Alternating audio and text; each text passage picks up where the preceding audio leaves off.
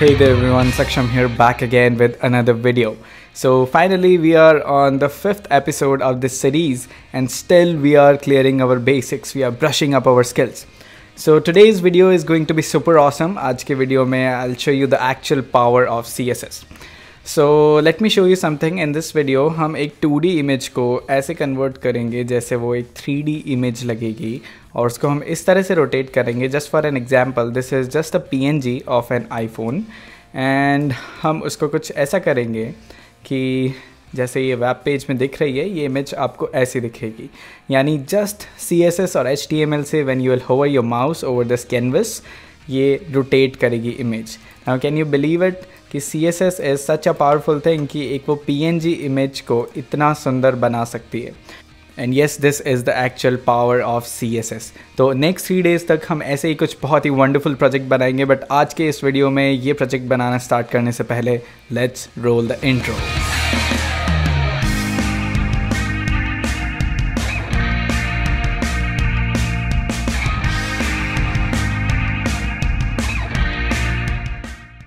So without any further ado, let's start working on this project and let's get the skeleton. और इसका मैं title दे देता हूँ 2D to 3D image conversion.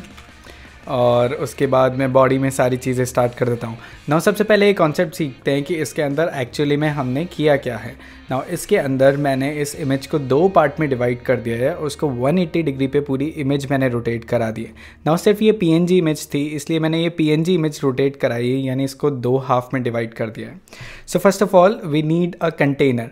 तो हमने canvas के अंदर एक कंटेनर के अंदर ये सारी चीज़ें करी है. तो सबसे पहले हमें चाहिए डिवीज़न, और डिवीज़न टैग के अंदर मैं डिवीज़न ले आता हूँ, बट उसके अंदर मैं एक क्लास डिफ़ाइन कर देता हूँ, क्योंकि इसमें बॉडी के अंदर तो हम ज़्यादा कुछ लिखेंगे नहीं. HTML के अंदर जितनी भी चीज़ें होती है वो सारी हम क्लास से पकड़ के और फिर उसको हम CSS के अंदर करेंगे. This is a core CSS project and this is a very amazing project.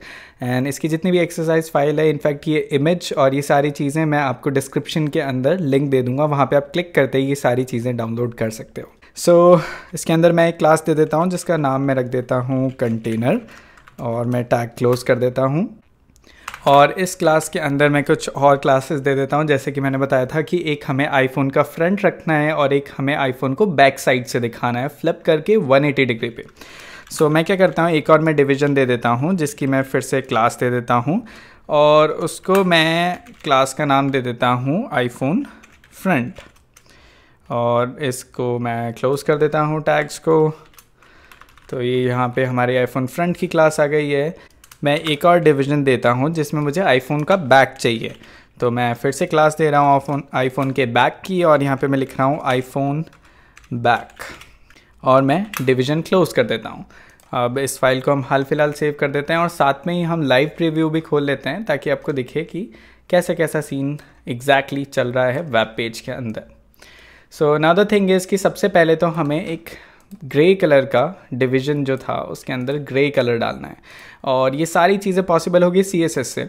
ना ये थोड़ा सा कॉम्प्लिकेटेड प्रोजेक्ट है, इसलिए मैं सारी चीज़ें HTML की फ़ाइल के साथ ही लिख रहा हूँ, यानी मैं स्टाइल टैग यहीं इनिशिएट कर रहा हूँ. अलग से मैं CSS की फ़ाइल नहीं बना रहा हूँ ताकि आप लोगों को कन्फ्यूजन ना हो, but it is never a good practice कि आप HTML और CSS दोनों एक ही जगह लिखें. जस्ट आपको पढ़ाने के पर्पज़ से मैं ये सब कर रहा हूँ. ओके, सो सबसे पहले हम काम करने वाले हैं कंटेनर पे. तो मैं कुछ कंटेनर की क्लास पकड़ता हूँ. तो डॉट से हमें पता है हम कंटेनर की क्लास पकड़ते हैं और उसके अंदर हम सारी स्टाइलिंग करते हैं. सो अब हम 2 पर्सपेक्टिव लेते हैं, और पर्सपेक्टिव के मार्जिन हम डाल देते हैं 800 पिक्सल के, जो कि आपको एक बॉक्स दिख रहा था.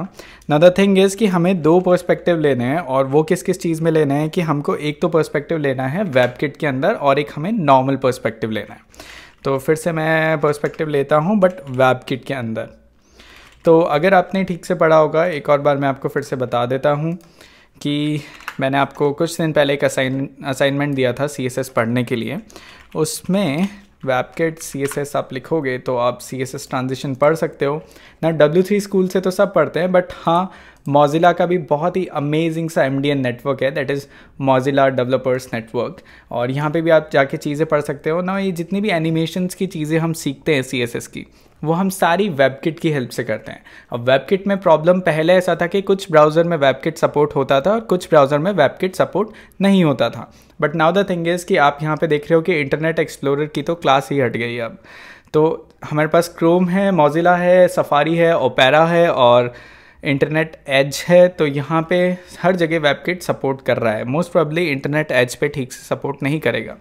और वेबकिट के आप बहुत सारे एक्सटेंशंस भी देख सकते हो, WebKit aspect ratio, columns, grids और जितनी भी एनिमेशंस हम करते हैं CSS की, वो हम वेबकिट की हेल्प से कर सकते हैं। सो अगेन आपने ये चीज़ें नहीं पढ़ी है तो आप CSS ट्रांजिशंस और एनिमेशंस को विजिट कर सकते हो। अगर आपको कुछ चीज़ें समझ नहीं आ रही है तो आप यहाँ से रिसर्च करके कर सकते हो। बट आज हम सोलली इस प्रोजेक्ट पे ध्यान देंगे। तो ये कुछ चीज़ें हैं जो आपको देखनी पड़ेगी। वेबकिट आपको अच्छे से स्ट्रॉन्ग करना पड़ेगा अगर आप CSS के एनिमेशन सीखना चाहते हो। बट ट्रस्ट मी, CSS के एनिमेशंस बहुत अमेजिंग होते हैं। So let's focus on our project. तो हमें दो पर्सपेक्टिव लेने हैं। एक तो 800 पिक्सल्स का, जिसके अंदर हम एक बॉक्स के अंदर एक इमेज डालेंगे, और एक हमें वेबकिट का पर्सपेक्टिव लेना है। तो वेबकिट का पर्सपेक्टिव हमें इसलिए लेना है ताकि हम उसके अंदर ट्रांजिशन डाल सकें।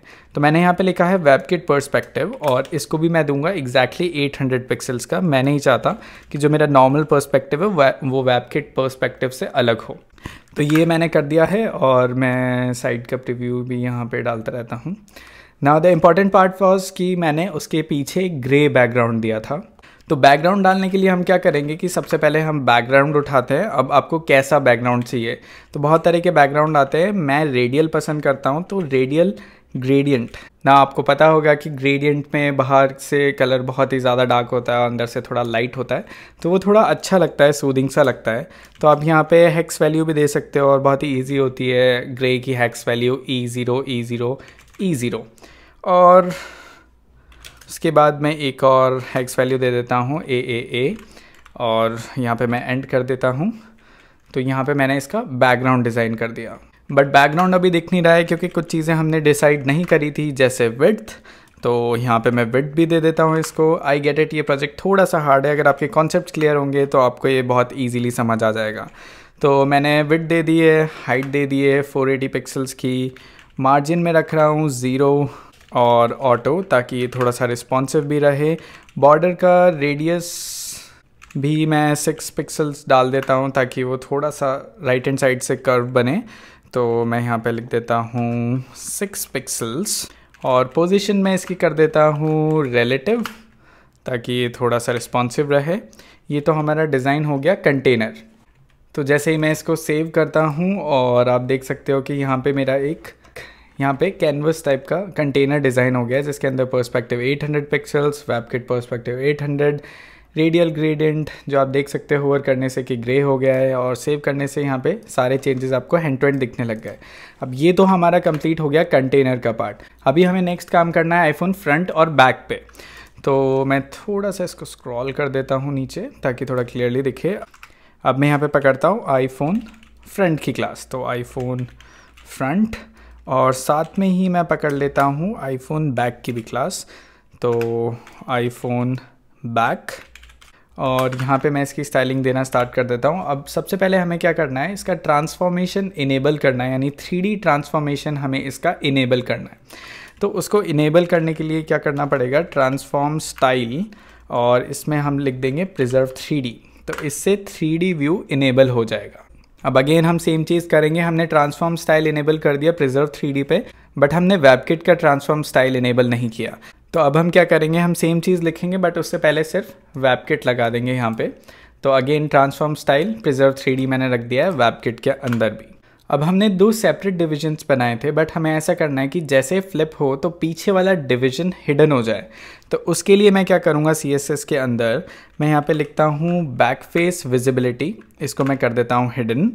और अगेन मैं सेम चीज़ करूँगा कि मुझे वेबकिट की भी बैक फेस विजिबिलिटी हिडन करनी है। अब इसके बाद कैजुअली मैं इसकी विड्थ दे देता हूँ। तो विड्थ मैंने दे दी है 200 पिक्सल्स, और मैं इसकी हाइट भी दे देता हूँ, और हाइट में लेट से दे देता हूँ 33 पिक्सल्स। पोजीशन में डाल देता हूँ एब्सोल्यूट, और लेट से टॉप मैं डाल देता हूँ 50% और लेफ़्ट में मैं डाल देता हूँ 50% again. Now these are very common CSS things. If your basics are clear again, तो ये चीज़ें अब आपको समझ आ रही होगी कि विड्थ, हाइट और पोजीशन क्या होता है. अब मुझे इसके साथ इसकी मार्जिन भी देनी पड़ेगी, तो मार्जिन मैं दे देता हूँ -166 पिक्सल्स. अब नेगेटिव यानी लेफ़्ट हैंड साइड पे जाएगी वो, और मैं इसकी और डायरेक्शन दे देता हूँ हर एक्सेस से, यानी front, left, up and down. तो मैं आगे की भी दे देता हूँ -100 पिक्सल्स. और बैकग्राउंड भी मुझे अब इसी से ही पकड़ना है CSS से. तो बैकग्राउंड की इमेज हम पकड़ते हैं CSS के अंदर बैकग्राउंड URL, और URL के अंदर हम डालते हैं जो भी हमारी इमेज का नाम है. तो मैंने डाला है iphone.png. और उसके साथ एक बहुत ही इंपॉर्टेंट चीज़ मुझे करनी है कि नो रिपीट, और लेफ़्ट में इसको लेफ़्ट और सेंटर में रखना है इसको. और ट्रांजिशन भी मुझे इसको देना है, तो लेट्स से ट्रांजिशन में दे देता हूँ. ट्रांजिशन यानी जैसे ही वो फ्लिप करेगी वो कितनी देर में होना चाहिए, तो लेट्स से उसको मैं दे देता हूँ 0.8 सेकेंड के अंदर. तो ये हमारा यहाँ वाला पार्ट कंप्लीट हो गया. Now this video is getting little longer, तो मैं चीज़ें थोड़ा जल्दी पुश करूँगा. नाउ अब सबसे इम्पॉर्टेंट पार्ट आएगा कि मैंने अब .iphone बैक का पार्ट पकड़ा है. तो उसके अंदर मैंने क्या किया है कि मैंने इसको ट्रांसफॉर्म कर दिया और रोटेट कर दिया y एक्सिस पे 180 डिग्री.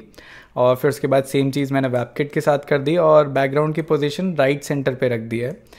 और उसके बाद कुछ लाइंस का कोड और है, और फाइनली हमारा प्रोजेक्ट बन जाएगा. फिर उसके बाद मैंने क्या किया कि हमें होवर इफ़ेक्ट भी देना ही है ऑब्वियसली. तो मैंने यहाँ पे लिखा है .container hover, और जब मैं होवर करूँ तो आईफोन फ्रंट दिखे और ट्रांसफॉर्मेशन हो जाए इमेज का 180 डिग्री पे. और सेम वही चीज़ मैंने वेबकिट के साथ कर दी है. अब ये जो 3 लाइन का कोड है कंटेनर होवर आईफोन फ्रंट के लिए, यानी मुझे बैक के लिए भी लिखना पड़ेगा ये कोड.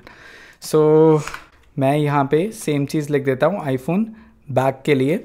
यहाँ पे भी मैंने ट्रांसफॉर्म कराया है, रोटेट कराया उसको 360 डिग्रीज़ पे, और सेम चीज़ जो एग्जैक्ट चीज़ मैंने यहाँ पे करी थी वही मैंने कर दिया आईफोन बैक के लिए. सो मोस्ट प्रोबेबली यहाँ पे चीज़ें आ गई है. मैं इसको एक बार रीलोड करता हूँ, तो रीलोड करने से हमारा आईफोन यहाँ पे आ गया है. तो एग्जैक्टली जैसा हमने स्टार्टिंग में देखा था वैसा प्रोजेक्ट हमारा बन के तैयार हो गया है. जैसे ही हम इसको होवर कर रहे हैं ये बैक स्लाइड पे फ्लिप कर रहा है, और जैसे ही हम होवर से हटा रहे हैं तो ये फ्लिप करके दोबारा अपनी डिफ़ॉल्ट पोजीशन पे आ जाता है.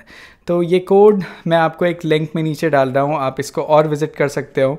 And this is the actual power of CSS. आप CSS से बहुत ही अमेजिंग से एनिमेशंस कर सकते हो.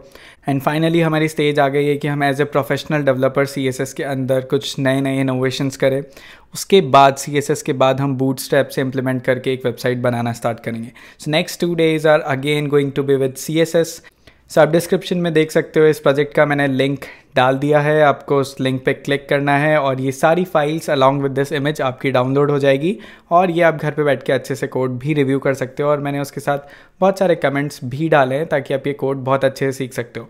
But again now the thing is कि अगर आपके कोर कॉन्सेप्ट्स क्लियर है, आपने CSS थोड़ी सी पढ़ी है जहाँ से मैंने बताया था, या इनफैक्ट आप 10 से 15 मिनट भी उस लिंक पे दे लोगे, वेबकिट की चीज़ें पढ़ लोगे एनिमेशंस की, तो CSS के एनिमेशंस आपको बहुत अमेजिंग लगेंगे. So that's it for today's video. See you soon again.